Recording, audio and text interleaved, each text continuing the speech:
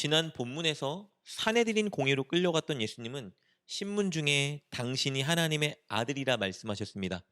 그래서 사내들인 공회 멤버들은 예수님께 신성 모독죄를 씌우고 죽이고자 합니다.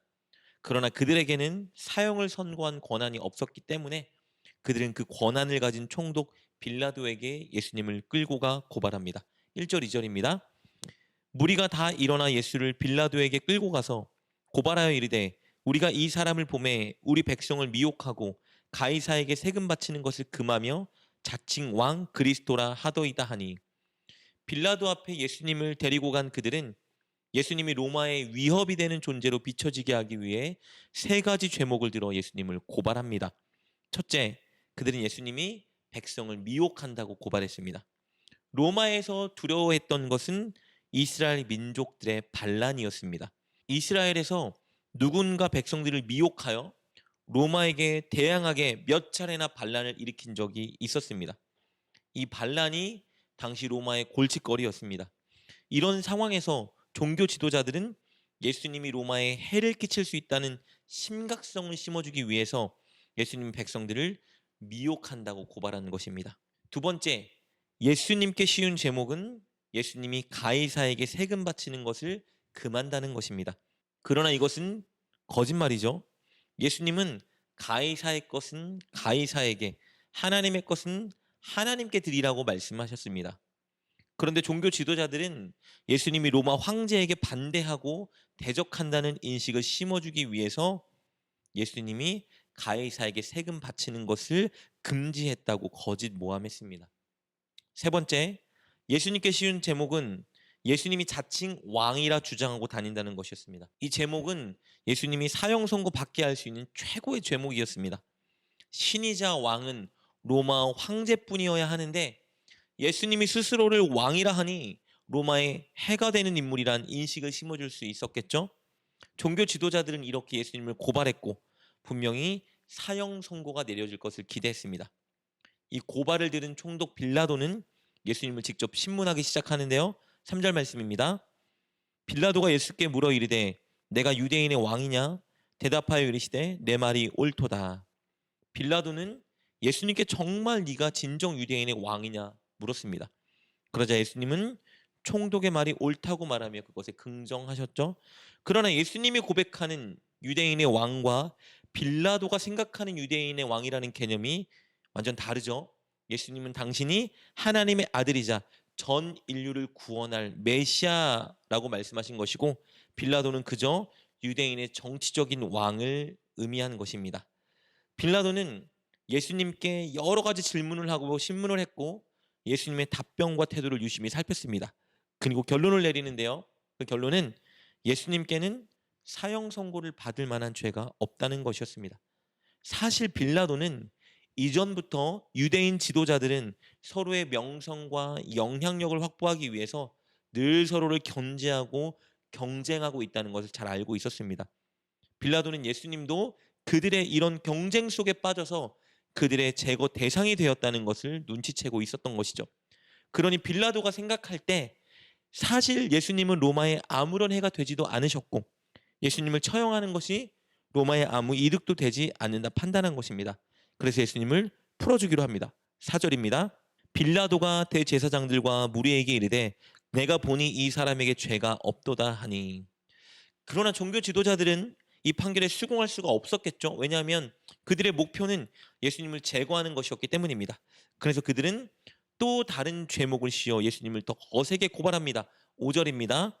무리가 더욱 강하게 말하되 그가 온 유대에서 가르치고 갈릴리에서부터 시작하여 여기까지 와서 백성을 소동하게 하나이다. 그들은 예수님이 온 유대와 갈릴리에서 전도 사역한 것을 왜곡하여 예수님의 백성을 소동하게 만들었다 고발하고 있습니다. 여기서의 그들이 주장하는 소동은 로마 통치에 대항하여 백성들을 선동하고 반란을 꿈꾸려 한다는 의미입니다. 그러나 예수님은 단 한 번도 정치적인 선동을 하신 적이 없습니다. 오히려 예수님은 은혜의 소동을 일으키셨었죠. 병고침의 소동, 진리의 말씀으로 사람들을 아름답게 변화시키는 그런 놀라운 소동만 일으켰을 뿐입니다. 이 말을 들은 빌라도는 예수님이 갈릴리 출신이라는 것을 알게 되었고 심판의 책임을 갈릴리 관할자인 분봉왕 헤롯에게 넘깁니다. 이제 예수님은 분봉왕 헤롯에게 가서 신문을 또 받으셔야 되는 거죠. 7절 말씀입니다. 헤롯의 관할에 속한 줄을 알고 헤롯에게 보내니 그때 헤롯이 예루살렘에 있더라. 이 헤롯은 바로 세례 요한을 죽인 헤롯 안티파스입니다.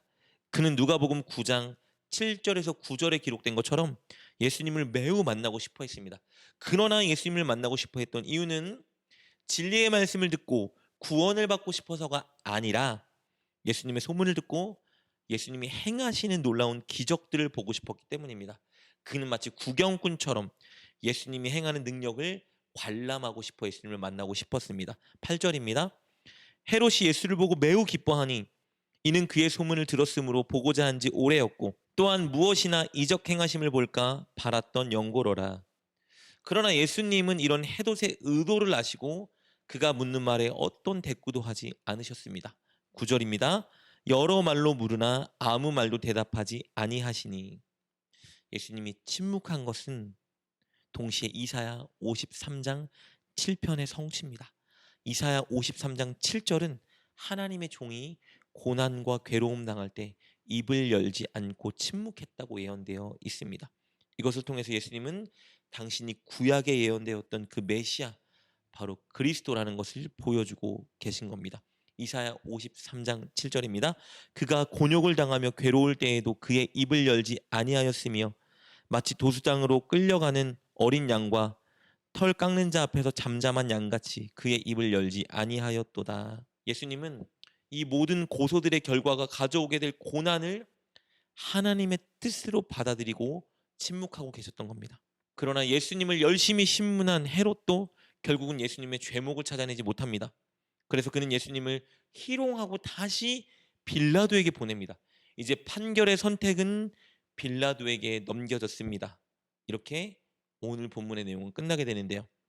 우리는 오늘 본문에서 특히 헤롯의 모습을 통해 중요한 교훈을 하나 얻을 수 있습니다. 헤롯은 예수님을 너무 만나고 싶어 했습니다. 그리고 예수님을 만났을 때 너무 기뻐했습니다. 그러나 그는 예수님을 통해 구원을 얻지 못했습니다.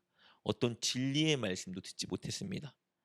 왜냐하면 그가 예수님을 만나고 싶어 했던 이유와 그의 태도 때문입니다. 그는 구경꾼처럼 예수님이 행하시는 기적들을 보고 즐기고 확인하고 싶었을 뿐입니다. 그래서 예수님을 너무 만나고 싶어 했습니다. 이런 그의 의도를 아신 예수님은 어떤 대꾸도 하지 않으셨습니다. 어떤 진리의 말씀도 어떤 은혜도 그에게 주지 않으셨죠. 그는 구원자 예수님을 직접 만났지만 안타깝게 구원을 얻지 못했습니다. 우리에게 예수님을 만나고자 하는 갈망은 매우 중요합니다. 우리는 늘 예수님을 만나고자 하는 마음을 가져야 합니다. 그러나 동시에 예수님을 만나고자 하는 올바른 목적을 바로 세워야 합니다. 단순히 예수님이 우리에게 베풀어 주실 기적, 내 소원을 말하면 요술 램프처럼 지니처럼 내 소원을 이루어 줄 수 있는 능력, 그것 때문에 예수님을 만나기 갈망하면 안 됩니다. 오히려 영생을 얻고 진리를 발견하며 예수님의 마음과 뜻을 알고 예수님께 순종하기 위해 예수님과의 만남을 기대해야 합니다. 그런 마음을 갖고 예수님을 갈망할 때, 예수님을 찾을 때 예수님은 반드시 우리에게 놀라운 은혜의 소동을 일으켜 주실 것입니다. 그런 마음으로 기도하고 그런 마음으로 예배하고 그런 마음으로 사모할 때 주님은 반드시 우리를 만나주시고 우리를 새롭게 하실 것입니다. 사랑하는 여러분, 예수님을 만나고 경험하길 원하십니까? 그 이유와 목적은 무엇입니까? 늘 바른 목적을 가지고 예수님을 만나길 사모하며 또 만나는 여러분 되시길 주님의 이름으로 축복합니다. 기도하겠습니다. 주님, 날마다 매 순간 주님을 만나고 느끼고자 하는 갈망을 우리에게 주옵소서. 그리고 그 갈망에 올바른 목적이 더해지게 하여 주옵소서. 영생을 얻기 위해서, 진리의 말씀을 알기 위해서, 예수님의 마음과 뜻을 알기 위해서, 그리고 순종하기 위해서 주님과의 만남을 사모하는 우리가 되게 하여 주옵소서. 그리고 그런 마음으로 주님을 찾을 때 우리를 만나 주옵소서. 예수님의 이름으로 기도드립니다. 아멘. 오늘 말씀을 통해 깨닫고 결단한 것은 무엇입니까? 그것을 붙들고 하나님께 기도합시다. 그리고 그렇게 실천하며 하루를 살아가는 여러분 되시길 주님의 이름으로 축복합니다.